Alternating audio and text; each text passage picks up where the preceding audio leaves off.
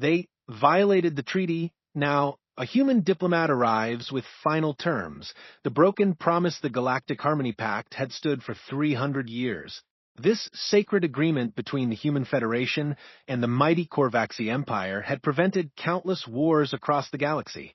Both species had sworn to protect innocent lives and respect territorial boundaries. The humans had honored every word of this treaty. The Korvaxi had not. The news reached Earth Command at 0300 hours. New Haven Colony, a peaceful farming settlement on the Outer Rim, had been completely destroyed. 7,000 civilians dead.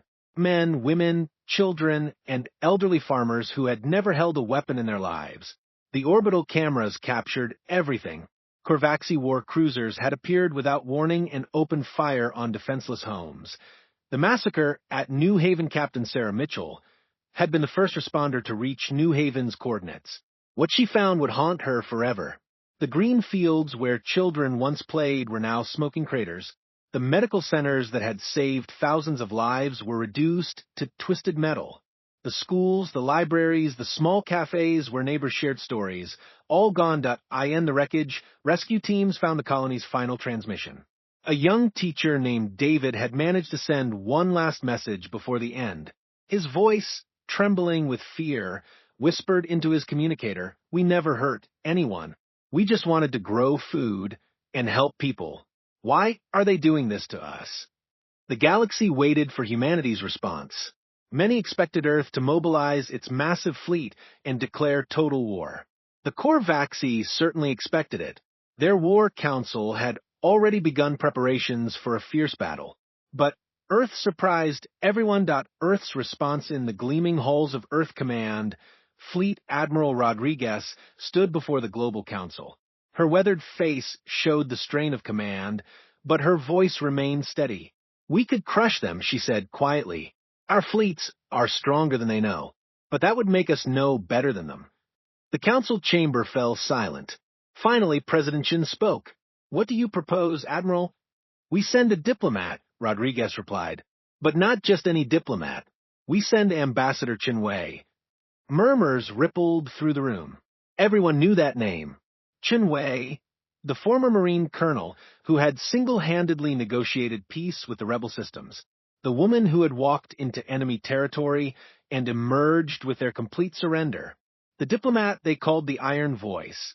The Iron Voice Ambassador Chen Wei stood 5 feet tall, but her presence filled any room she entered. Her gray hair was pulled back in a simple bun, and her diplomatic uniform bore no decorations except for the Earth Federation seal. She had survived 3 wars, negotiated 17 peace treaties, and never once raised her voice in anger. But those who knew her understood the truth. Beneath her calm exterior burned the focused intensity of a predator. She had learned diplomacy the hard way, by facing down warlords, pirates, and tyrants who thought humans were weak. Each time, she had proven them wrong as her transport ship approached the Korvaxi capital world of Vaxos Prime. Chen Wei reviewed the evidence one final time. The attack on New Haven had been unprovoked and brutal. The Korvaxi had violated every principle of the Galactic Harmony Pact. Now they would face the consequences. Entering the Lion's Den, the Korvaxi Imperial Palace rose like a mountain of black stone from the planet's surface. Its towers stretched toward the alien sky, decorated with the skulls of defeated enemies. The Korvaxi had built their empire on conquest and intimidation. They respected only strength. Chen Wei's shuttle landed in the palace courtyard. She stepped out alone, carrying only a simple briefcase. No guards, no weapons, no protection except her diplomatic immunity. The Korvaxi soldiers who surrounded her stood nearly 8 feet tall, their reptilian features twisted with contempt. "Human," hissed the captain of the guard, "you are brave to come here after your colony's destruction, or perhaps just foolish." Chen Wei looked up at the towering alien without flinching. "I am neither brave nor foolish. I am here to deliver a message." The confrontation the Korvaxi throne room was designed to intimidate. Massive pillars supported a ceiling that disappeared into darkness. At the far end, 3 thrones sat on a raised platform. The Korvaxi Empire was ruled by a triumvirate: the war commander, the fleet admiral, and the supreme judge. Chinwei walked down the long aisle between rows of alien courtiers. Her footsteps echoed in the vast space. She felt their eyes upon her, heard their whispered insults and threats. But she had faced worse odds before. War Commander Theklan was the first to speak. His voice boomed across the chamber like thunder. "Human diplomat, you stand before the ruler of the greatest empire in the galaxy. Your colony was destroyed because it violated our territory. You have come to beg for mercy." Chun Wei stopped at the base of the platform. She set down her briefcase and looked up at the three aliens. "I have not come to beg for anything. I have come to deliver final terms." Revealing the truth, the supreme judge, Velterra, laughed, a sound like breaking glass. "Terms? You are in no position to dictate terms, little human. Your species is weak and scattered. We could crush you like insects." Chunwei opened her briefcase and activated a holographic projector. The images that filled the air were crystal clear. New Haven colony before the attack, children playing in gardens, farmers tending their crops, doctors treating patients. Then came the footage of the attack itself. Korvaxi ships firing on helpless civilians. The destruction of hospitals and schools. New Haven colony was over 300 kilometers inside human territory, Chunwei said calmly. It had no military installations, no weapons, no defenses. Your ships attacked without warning and without cause. You murdered 7,000 innocent people. The throne room fell silent. Even the Korvaxi couldn't deny the evidence before them. The final ultimatum fleet, Admiral Zarkov leaned forward, his red eyes glowing with anger. "So, what if we did? Humans are weak. You build colonies for growing food, while we build fleets for war. This is why we will always rule the galaxy." Chunwei nodded slowly. "You believe we are weak because we value life over conquest. You believe we are defenseless because we choose diplomacy over war. Today, you will learn how wrong you are." She reached into her briefcase and withdrew a small device. As she activated it, the holographic display changed. Now it showed the current positions of human fleets throughout the galaxy. Red dots appeared around every major Korvaxi world. "While I have been speaking with you," Chunwei continued, "Operation Final Word has begun. Human fleets are now in position around every one of your worlds. Your outer colonies have been evacuated. Your military shipyards have been occupied. Your supply lines have been cut." Hidden Power, the Korvaxi rulers, stared at the display in shock.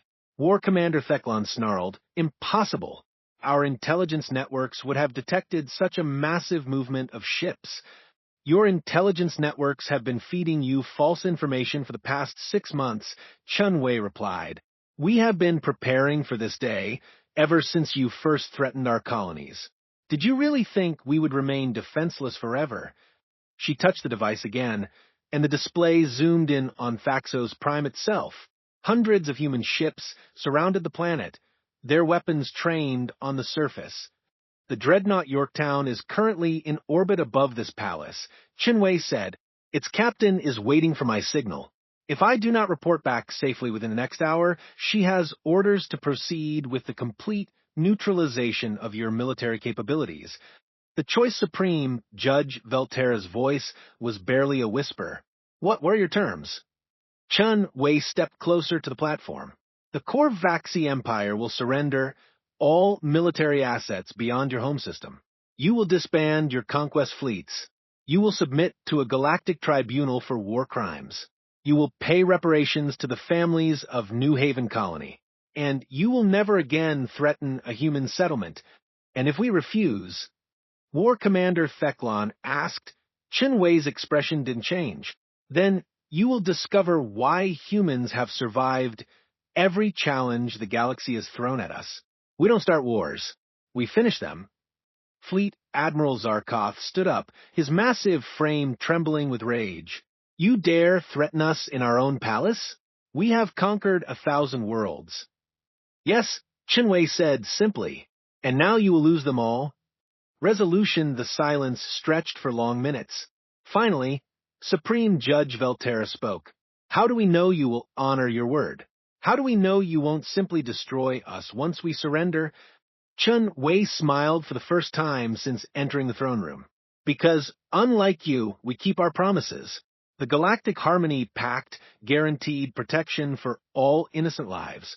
You broke that promise. We will not. The three rulers looked at each other. They had built their empire on fear and brutality. Now they faced an enemy who had offered them mercy even after their terrible crime. It was a concept they struggled to understand. War Commander Theclon was the first to kneel. The Corvaxi Empire accepts your terms. As Chinwei walked back down the long aisle, she activated her communicator. Control, this is Ambassador Chinwei. Final terms have been accepted. Stand down all fleets and begin occupation procedures. Behind her, the greatest military empire in the galaxy began its transformation.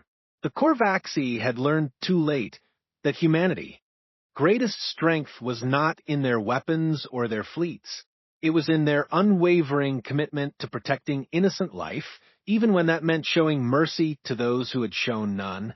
The galaxy would remember this day, the day when humans proved that true strength comes not from the power to destroy, but from the wisdom to know when to show restraint. The Corvaxi had tested humanity's resolve and found it unbreakable. They had attacked the innocent and discovered that some lines should never be crossed. In the end, it wasn't Earth's massive fleets or advanced weapons that won the day. It was the quiet determination of one diplomat who refused to let injustice stand unchallenged. Chun Wei had walked into the heart of an empire and emerged with its complete surrender. She had proven that sometimes the greatest victories come not from the battlefield, but from the courage to stand up and say, no more. The treaty was signed 3 days later. The Corvaxi Empire was dissolved, its worlds granted independence or placed under galactic protection. The war criminals who had ordered the attack on New Haven Colony were tried and sentenced. And throughout the galaxy, species that had suffered under Corvaxi rule breathed free. For the first time in centuries, humanity had kept its promise. They had brought justice to the innocent and peace to the galaxy. And they had done it not through conquest or domination, but through the simple act of refusing to let evil go unpunished. The age of the Corvaxi Empire was over. The age of galactic peace had begun.